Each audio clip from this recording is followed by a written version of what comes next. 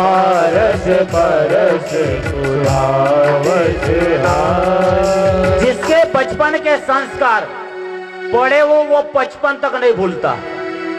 जिसके बचपन के जिसने जैसी आदत डाल दी उसके संस्कार कभी बदल नहीं सकते, और बचपन की बात 56 में याद नहीं रहती। इसलिए आत्मदेव नाम के ब्राह्मण के मन में विचार आया, पुत्र नहीं तो क्या करे, मरने चले जाए। एक संत मिल गए।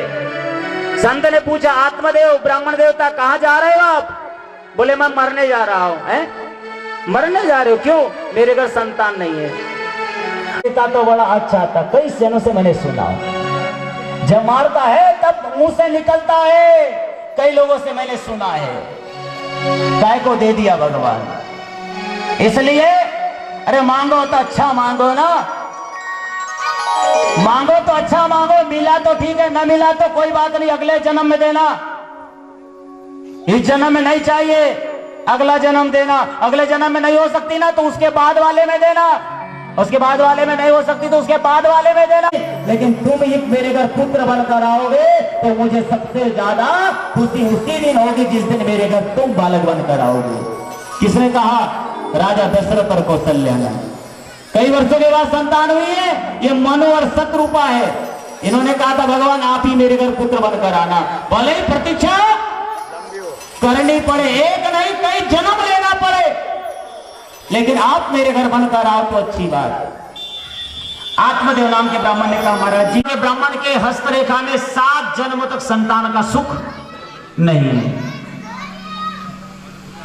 आत्मदेव नाम के ब्राह्मण से कहा कि पुत्र सुख तो नहीं है, तो बोले फिर मैं रहकर कोई मतलब नहीं है, मुझे मर जाना ही चाहिए। सज्जन व्यक्ति के सामने, संत के सामने यदि कोई मरने की बात करे तो संत को बड़ा दुख होता है, क्योंकि संत जानते हैं बड़े भाग मन से तनु पावा, सुर दुर्लभ सब ग्रंथ निगावा। आगे से मनुष्य का जन्म मिलता है। सुर माने देवता, संत लोग कहते हैं अरे बोले ऐसा मत कर बाबा, ये मैं तुझे फल देता हूं, ये फल जाकर अपनी पत्नी को खिला देना। आत्मदेव नाम के ब्राह्मण ने फल लिया है। हजारों निराशा दूर हो गई है। आशा का किरण फल के रूप में आत्मदेव नाम के ब्राह्मण के हाथ में आ गया है और वो फल लेकर के घर गया है। और घर जा तो भगवान नहीं आते, संत को भेजते हैं। अब मोही भाव भरोसे हनुमंता, बिनु हरि कृपा मिलहि नहीं संता।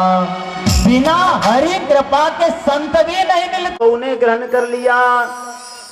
धुंधली ने सोचा कि फल है दिया हुआ भगवान का, इसे संतान होगी तो क्या बताऊंगी। बहन के घर गई, बहन से कहा अरे बहन देख, तेरे घर खाने के लिए नहीं है, लेकिन तेरे घर खाने के लिए नहीं, लेकिन देख बच्चे की लाइन तेरे घर को लगी हुई है, हर साल का एक। और मेरे घर देख धन संपत्ति बहुत है, लेकिन मेरे घर संतान नहीं है। एक काम कर, मैं तेरे को बहुत सारे पैसे दूंगी, ये जो छोटा वाला जो होगा ना वो मेरे को दे देना। बहन को चाहिए था पैसा और धुंधली को चाहिए था पुत्र। दोनों की बात राजी हो गई। धुंधली ने क्या की, जैसा जैसा मांस बढ़ने लगा अपने पेट में कपड़ा बांधने लगी, पति महोदय को बताने के लिए कि मैंने फल खाया है, असत्य तो होगा नहीं, देखो पुत्र है। दूसरा महीना हो गया तो कपड़ा बांध ली, तीसरा महीना हो गया तो बड़ा कर ली, चौथा हो गया तो और बड़ा कर ली, 7 महीने हो गए तो और कपड़ा मोटा बांध ली, बड़ा बांध ली, 8 महीने हो गए तो और बड़ा कपड़ा बांध ली। देखो झूठ देखो। और पति से कहा देखो स्वामी हमारे घर करने वाला कोई नहीं है, मैं बहन घर चली जाती हूँ, वहां प्रसव हो जाने किए, पूजा पाठ कराई, नामकरण की बात आई तो धुंधली कहती नामकरण करेंगे, नामकरण मेरे नाम के जैसे इसका नाम होगा। क्या नाम? तो बोले इसका नाम आत्मदेव चाहते थे राम रखूं, आत्मदेव चाहते थे कृष्ण रखूं, आत्मदेव चाहते थे कि रामकृष्ण रखो, भगवान के नाम पे नाम रखने क्या, लेकिन नहीं, धुंधली चाहती कि नहीं, इसका नाम जो है मेरे नाम से होगा। नाम रख दिए धुंधकारी। धुंधकारी नाम पड़ा। बाल्यकाल से ही बड़ा दुष्ट मानो, बाल्यकाल से ही दुष्ट प्रवृत्ति का। अच्छी जो मां है, ध्यान देना सभी लोग, ध्यान से सुनना, मां बालक की अच्छी और सच्ची गुरु होती है और मां ही बालक की शत्रु होती है। जो मां अपने बालक को अच्छी शिक्षा, अच्छी दीक्षा देती है, वो मां सच्ची गुरु होती है।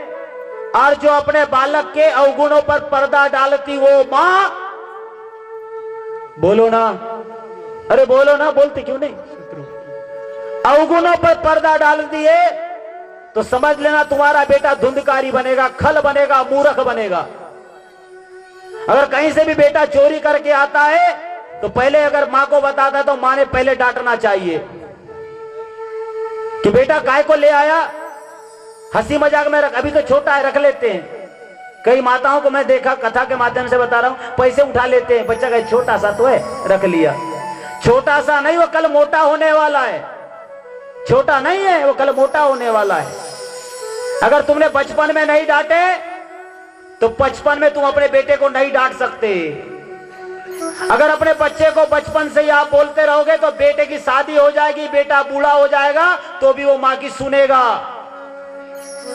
लेकिन अगर तुमने बुढ़ापे में डांटेंगे, बोलेंगे तो डंडा जरूर लेकर आएगा। क्यों, सही कि नहीं? बचपन के संस्कार। तो बचपन से ही चोरी की आदत जो है, माताओं को बच्चे को डांटना चाहिए। छोटा बालक है, डांटना चाहिए, हंसी मजाक में नहीं डालना, नहीं तो तुम्हारी हंसी अंत समय की तुम्हारी जीवन की हंसी बनाकर आ जाएगा। क्योंकि जब मारेंगे, बेटा मारेगा तो पड़ोसी के लोग तो हंसेंगे ना। तुम अभी हंसोगे, बाद में पड़ोसी हंसेंगे। इसलिए संभल जाओ, संभलने का वक्त है। अभी भी समय गया नहीं है, संभल जाओ। तो वो बालक जो है धुंधकारी हुआ, मूर्ख हुआ, विसंगति में पड़ा, चोरी करने लगा, मदिरा पान करने लगा, जुआ खेलने लगा। एक दिन क्या हुआ, एक जुआरी पंडित जी के पास गया और पंडित जी से कहा, गुरुजी ये अंगूठी आपकी है? आत्मदेव नाम के ब्राह्मण ने कहा, हाँ ये मुद्रिका तो मेरी है, आपके पास कैसी? तो जुआरी ने बताया कि जो आपका बेटा है ना धुंधकारी, वो जुए में हार गया है। हार गया है? मेरा बेटा जुए में हार गया। घर में जाकर गए, आत्मदेव नाम के ब्राह्मण गए। आत्मदेव नाम के ब्राह्मण ने अपने पत्नी से कहा, अरे देवी वो मेरी अंगूठी कहाँ है? ढूंढो तो, दो तो मुझे। पत्नी ने इधर उधर ढूंढा, नहीं मिली। अरे बोले मुझे दो तो कहाँ है? मैंने रखने दी थी ना तुमको, बोलो कहाँ है? बल्कि आज रखी होगी ना कहीं, ढूंढा नहीं मिली। आत्मदेव नाम के ब्राह्मण सरल से निकाल कर दे दिया, ये लो, देखो लो, अंगूठी तुम्हारे जेब में और मुझे लगा रहे हो ढूंढने के लिए। अरे नहीं देवी, वैसी बात नहीं, बात ऐसी है, हमारा बेटा जुए में हार गया है। क्या कहते हो? मेरा बेटा जुआरी? हो ही नहीं सकता मेरा बेटा जुआरी। आप मेरे बेटे को अच्छा नहीं देख सकते, आप मेरे बेटे को कलंक लगा रहे हो। कई प्रकार की बात कही। इससे मां की बात से पुत्र को बढ़ावा मिलता है। पुत्र अवगुणी हुआ, दुर्गुण हुआ तो मां को डांटना चाहिए।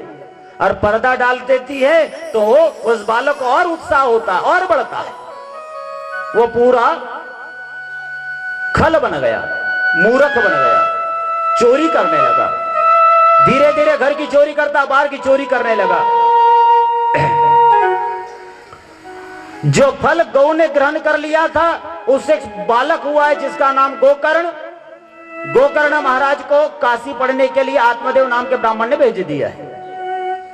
अब इधर की कथा सुनो। इन नाक में जो है ना सोने की, ये मुझे दे दे, ये मुझे दे दे।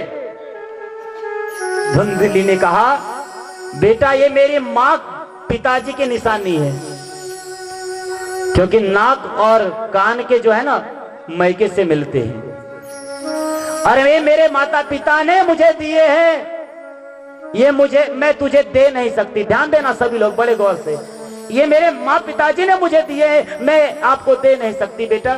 बोले नहीं माँ दे ना, दे। माँ मना करने लगी। धुंधकारी माँ के ऊपर झपट पड़ा, नाक को भूसा मारा और नाक से जबरदस्ती, कल्पना करो महाराज, नाक से एक बाल निकलता है तो कितनी तकलीफ होती है, और जब नाक में जब फंस जाता है ना तो आंख से, जब वो धुंधकारी अपनी माँ की नाक की निकालने लगा, तब माँ के आंख से अश्रु झर पड़े। जबरदस्ती निकाल करके ले गया, जबरदस्ती ले गया। अब धुंधली रोने लगी, अब धुंधली रोने लगी। मेरे घर संतान नहीं थी तो अच्छा था। मेरे पति बार बार समझाते थे, लेकिन मैंने अपने पति की बात नहीं मानी। आज मेरा बेटा मेरे नाक की नथ लेकर गया है, जिसको मैं अपना अपना कहती थी, वो केवल महाराज धुंधली को बड़ा प्रायश्चित हुआ, अपने किए पर पश्चाताप भी हुआ है धुंधली को, कि मैं अपने पति की बात नहीं मानी, और पश्चाताप करने लगी। अब बच्चा क्या है, पश्चाताप की अग्नि में क्या किया, सामने कुआं था, कुएं में जाकर के छलांग लगा दी। क्या करे, कुएं में चली गई। अब बच गया अकेला धुंधकारी घर में। चोरी करना, चोरी करके लाना, वेश्याओं को बुला लिया, वेश्याओं को चाहिए पैसा, 5-5 वेश्याओं को ला लिया घर में, चोरी करने लगा। चोरी करते करते जिस घर में पूजा पाठ होती थी, ध्यान देना, बहुत अच्छी बात बता रहा हूं आपको, जिस घर में पूजा पाठ होती थी आत्मदेव महाराज के जमाने में, लेकिन बेटा नालायक निकल गया तो एक अगरबत्ती भी नहीं लगने लगी। जिस घर को ब्राह्मण आत्मदेव नाम का घर कहते थे, उस घर को लोग क्या बोलने लगे, उस घर को बोलने लगे डाकू ब्राह्मण का घर, चोर का घर।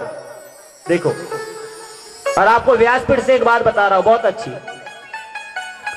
मैं अभी नवरात्र में देवी भागवत करने गया था, अभी नवरात्र में, कहा, मोहगांव, देवी मोहगांव। देवी मोहगांव का नाम देवी मोहगांव नहीं था, चोर मोहगांव था, खूनी मोहगांव था उस गांव का नाम। क्या नाम था? लेकिन मैंने जहां अभी तक कथा करी इतने जगह, केवल मोहगांव गांव ऐसा मैंने देखा जहां पर, सभी लोग ध्यान देना, उस गांव का नाम मोहगांव देवी क्यों पड़ा? क्योंकि उस गांव में मंदिर में रोज राष्ट्रगीत होता। केवल मोहगांव देवी ऐसा गांव है जहां पर राष्ट्रगीत रोज होता है, सावधान की पोजीशन में सब लोग खड़े होकर के वहां पर होता है। और वहां पर तहसीलदार साहब जब आए वहां पर पहली बार, और एक बार कोई मीटिंग थी सीओ साहब की, ये साहब लोग भी कुछ अच्छे होते हैं, बहुत खराब नहीं होते, अगर उनसे सज्जनता से बात करो तो आपके लिए सरल है, और तुमने बात बेकार की तो फिर बात गड़बड़ है। मैंने अपने युवाओं को ले गया था सीओ साहब से मिलने के लिए, अरे वो भी अपने जैसे हैं, उनको बोला हूं, तारीख दिया हूं यहां आने के लिए, अपने जैसे, जरूर समय होगा तो यहां पहुंचेंगे। ऐसे नहीं कि बहुत मिलने वाले, हाँ एक दो रहते हैं जिनको पद का अभिमान रहता है, हमें तो कोई नहीं, ऐसे लोग ज्यादा टिकते नहीं है, अभिमानी ज्यादा टिकते नहीं, उनका निश्चित पतन होता है। ये जो और जो अच्छे पद पर जाते हैं, दिनों दिनों तक रहते हैं, ये गॉड गिफ्ट है। भगवान की देन है, उसको आपने नहीं बनाया, मैंने नहीं बनाया, वो प्रभु की कृपा हुई, प्रभु की कृपा से वो जगह बना है। तो वहां पर वो साहब आए और साहब आकर के उन्होंने देखा कि ये मंदिर में तो राष्ट्रगीत होता है। अरे बोले ये खूनी मोहगांव नहीं, देवी मोहगांव, वो गांव का नाम देवी मोहगांव हो गया है। कभी जाओ, और अगली बार तो मेरी गणेश पुराण है, अभी तो देवी भागवत करके आया हूं, अगली बार उसी जगह पे गणेश पुराण है, क्योंकि वहां पर अष्ट विनायक की स्थापना होने वाली है। तो कभी चलना मेरे साथ, ले चलूंगा आपको भी। अब 12 ज्योतिर्लिंग के भी दर्शन होते हैं वहां पर, तो आपको मैं कथा की ओर ले चलूं। 5-5 वेश्याओं को ले आया, और वो ब्राह्मण का घर डाकू का घर कहलाए जाने लगा। एक दिन वेश्याओं ने सोचा ये धुंधकारी जो है चोरी करके लाता है, और एक ना एक दिन तो ये पकड़ा, अरे बोलो ना, पकड़ा जाएगा। सत्य कभी नहीं छुपता, सामने जरूर आएगा। इसलिए क्या किया वेश्याओं ने, धुंधकारी को मार दिया, और उसी के घर में उसी को आग लगा करके उसी के घर में उसको गाड़ दिया, और पैसा लेकर के चली गई, चंपत हो गई। जब पैसा लेकर चली गई तो हुआ क्या, वो प्रेत हो गया।